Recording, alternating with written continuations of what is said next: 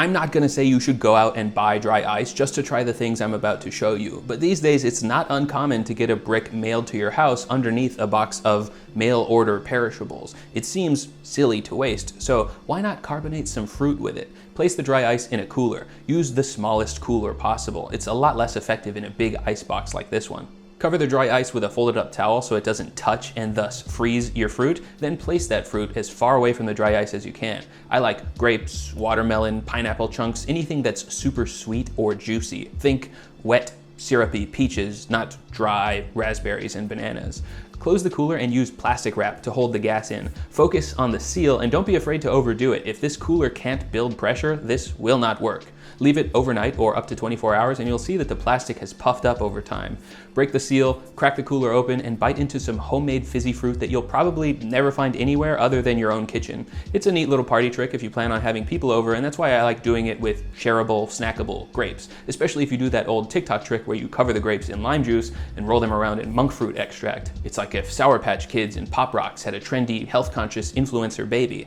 Remember in Good Eats when Alton would begrudgingly bring the suits on screen? Well, it's time for one of those regarding dry ice safety. I understand why these warnings are necessary. My wife is a lawyer and I read 100 comments on youtube.com every day. We are painfully familiar with how the back half of the bell curve operates, and for that reason, I'm gonna be strict with the safety suggestions. Never touch dry ice without wearing thick gloves. Keep it away from your eyes, and never, not ever should you eat even a tiny piece. This is solid carbon dioxide frozen to like -100 degrees. It doesn't melt, it sublimates into a gas. If you eat any, you will get frostbite on your esophagus, pop your large intestine, and die an embarrassing death.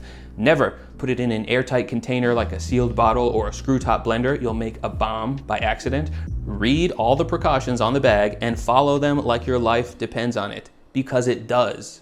If you can handle the responsibility, you can handle making soft serve. Whisk milk, cream, vanilla, sugar, salt, and dry milk powder into a bowl. I'm sharing this recipe because you don't have to cook it first. Once it's all combined, take a pound of dry ice and break it down into a fine powder. You could just wrap it in a towel and crush it by hand, but that's not very effective, and if even a teeny tiny pebble makes its way into the mix and fails to sublimate completely, you're eating dry ice. And I just told you not to do that. Blending it into a sandy powder ensures instant sublimation. This is a fun group activity, and it's much easier with 2 people, so consider recruiting a friend. Have one person whisk the cream on the slowest setting of a hand mixer, while the other person slowly sprinkles dry ice powder into the bowl. Resist the urge to add it all too quickly. This should take about 5 minutes. The mixture will stiffen into a soft serve unlike anything that you can get at an ice cream shop. It's exactly as incomparable as... The carbon dioxide adds this hard to describe fizz that borders on tangy, and the milk powder stabilizes it into a soft serve consistency even if you keep it in the freezer overnight. In fact, I think you should hold it in the freezer for at least an hour so that any possible remaining flecks of dry ice fully sublimate. I've posted a lot of ice cream on Maine. Corn flavor, bar fight flavor, and if you've ever wanted to try one without buying a whole machine, this could be an easy entry point. Again, I don't think that you should go buy a block of dry ice just to try either one of these little party tricks. It's dangerous, it's kind of expensive, it's a pain to buy since the store keeps it locked up with one key-toting employee and it vanishes within a day, even if you store it in your freezer. So it may be years until you find yourself in receipt of a cold mail order package wondering, what the heck should I do with this dry ice? But if I can keep these 2 projects rattling around in the back of my mind for half a decade from old classic Chef Steps videos, just waiting for the opportunity to try them, you can too. And if you're coming back to watch this in the year 2030, what's the future like? What's that? Everything's fine? Hot dog, I knew it. Ice cream time! Yum, yum, yum. Cometeer has paid to be mentioned at the end of this video.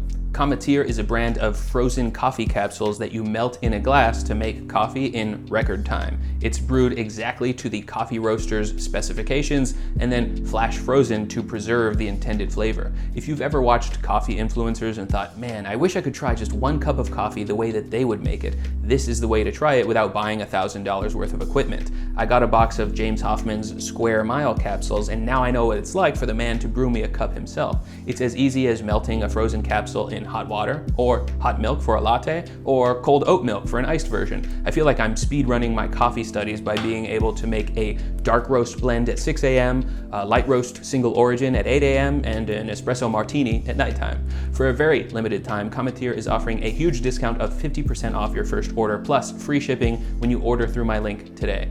Do not miss out on this discount. Click the link in this video's description to try Cometeer for half off.